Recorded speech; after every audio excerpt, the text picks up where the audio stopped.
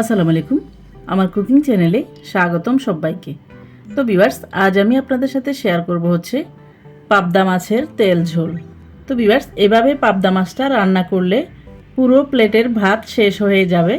প্রচণ্ড গরমে এরকম পাতলা ঝোল দিয়ে পাবদা মাছ রান্না করলে খেতে কিন্তু খুবই মজা লাগে। দেখবেন এভাবে পাবদা মাছের পাতলা ঝোল দিয়ে গরম ভাত খেতে সবাই কিন্তু খুবই পছন্দ করবে। তো ভিউয়ার্স, চলুন দেখে নেওয়া যাক কীভাবে আমরা পাবদা মাছের তেল ঝোলটা রান্না করব। আমি আজকে একদম সাধারণ পদ্ধতিতে এই পাবদা মাছের তেল ঝোলটা রান্না করব। পাবদা মাছের তেল ঝোল রান্না করার জন্য আমি প্রথমে নিয়ে নিয়েছি 6 পিস পাবদা মাছ। এই পাবদা মাছগুলোকে আমি ভালো করে ধুয়ে পরিষ্কার করে নিয়েছি। এরপর অফ স্কিনে লবণ হলুদ মেখে নিয়েছি।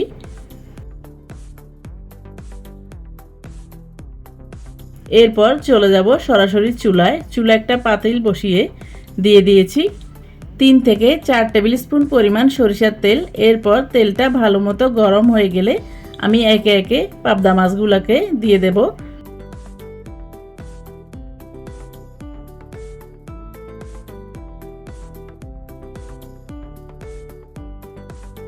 আমি এখানে প্রথমে কয়েকটা পাবদা মাছ ভেজে নিচ্ছি।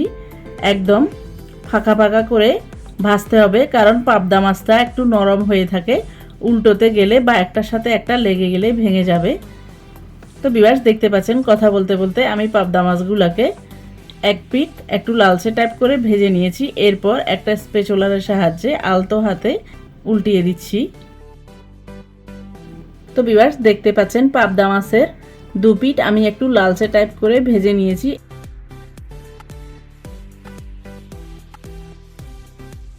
এরপর আমি পাবদা মাছগুলোকে উঠিয়ে একটা প্লেটে রেখে দেব।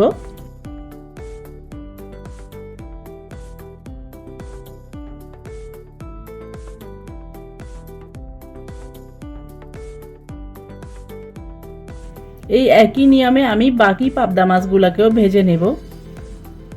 তো ভিউয়ার্স, দেখতে পাচ্ছেন পাবদা মাছগুলোকে ভাজার পর আমি আপনাদেরকে দেখিয়ে দিচ্ছি। দেখতে পাচ্ছেন একটু লালচে টাইপ করে ভেজে নিয়েছি। যদি পাবদা মাছগুলো এরকম লালচে টাইপ না করে ভেজে নেন তাহলে পাবদা মাছটা রান্না করে সার্ভ করার সময় ভেঙে যাবে। এই জন্য চেষ্টা করবেন একটু লালচে টাইপ করে পাবদা মাছগুলোকে ভেজে নিতে। তো ভিউয়ার্স, দেখতে পাচ্ছেন কথা বলতে বলতে আমি বাকি পাবদা মাছগুলোকেও ভেজে নিয়েছি। এরপর আমি সেই একই তেলে দিয়ে দেব টমেটো পিউরি। এখানে আমি 3টা মাঝারি সাইজের টমেটোকে ব্লেন্ড করে নিয়েছি। পাবদা মাছটা প্যান থেকে ওঠানোর সাথে সাথে এই টমেটো পিউরিটা দিয়ে দিতে হবে, না হলে কিন্তু তেলটা পুড়ে যাবে। আর এই পর্যায়ে চুলা আঁচটাকে একদম নিভু নিভু আঁচে রেখেছি। এরপর আমি দিয়ে দেব 1 টেবিল স্পুন পরিমাণ আদা রসুন বাটা। এরপর দিয়ে দেব 3 টেবিল স্পুন পরিমাণ পেঁয়াজ বাটা। এরপর আমি সবগুলো উপকরণ ভালো করে নেড়ে চেড়ে মশলা আর টমেটো পিউরির পানিটা শুকিয়ে এসে তেলটা উপরে উঠা পর্যন্ত ভেজে নেব।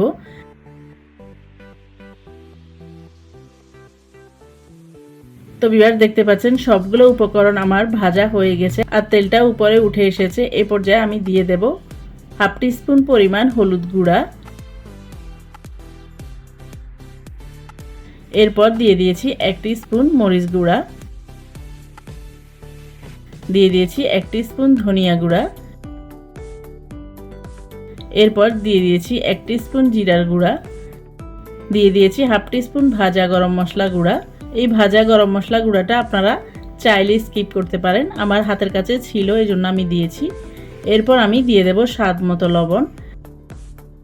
এরপর আমি সবগুলা গুঁড়া মশলাকে তেলের সাথে কিছুক্ষণ নেড়ে চেড়ে ভেজে নেব। আর এই পর্যায়ে চুলা আঁচটাকে একদম নিভু নিভু আঁচে রেখেছি। এরপর আমি মশলাগুলোকে কিছুক্ষণ ভেজে নিয়ে দিয়ে দেব হাফ কাপ পরিমাণ পানি। পানি দিয়ে আমি সবগুলা মশলা আরও একবার ভালো করে ভেজে নেব। যতক্ষণ পর্যন্ত তেলটা উপরে না উঠে আসে ততক্ষণ পর্যন্ত আমি মশলাগুলোকে ভেজে নেব। তো ভিউয়ার্স, দেখতে পাচ্ছেন মশলাগুলোকে আমি ভেজে নিয়েছি আর পানিটাও শুকিয়ে এসেছে, তেলটাও উপরে উঠে এসেছে। এই পর্যায়ে আমি দিয়ে দেব আরও 2 কাপ পরিমাণ পানি।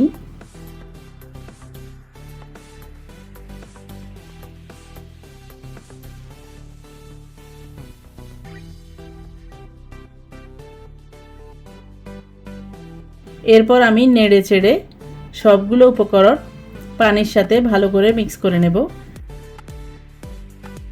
এরপর সবগুলো উপকরণ মিক্স করা হয়ে গেলে আমি একে একে আগে থেকে ভেজে নেওয়া পাবদা মাছগুলোকে দিয়ে দেব।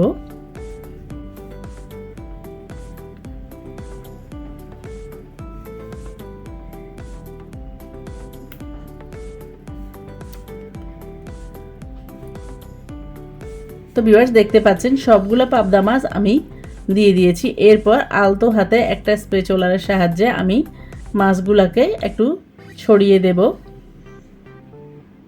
এই কাজটা আলতো হাতে করতে হবে, একদম তাড়াহুড়ো করতে যাবেন না, তাহলে কিন্তু মাছটা ভেঙে যাবে।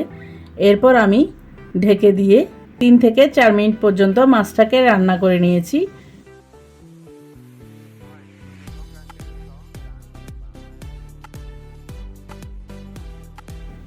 ফিরে আসলাম 4 মিনিট পর।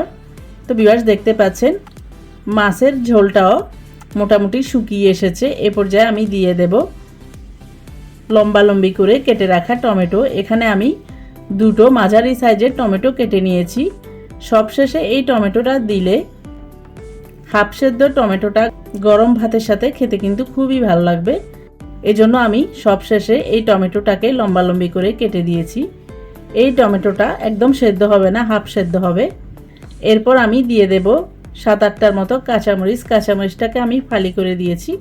এরপর ঢেকে দিয়ে আমি আরও 1 মিনিট পর্যন্ত মাছগুলোকে রান্না করে নিয়েছি।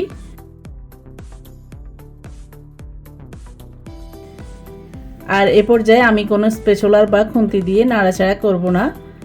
পাতিলে 2টা হাতল ধরে এভাবে নেড়ে ছেড়ে দেব। রান্না অবস্থায় মাছগুলা কোনো স্প্যাচুলার বা খুন্তি দিয়ে নাড়াচাড়া করবেন না, তাহলে কিন্তু মাছটা ভেঙে যাবে।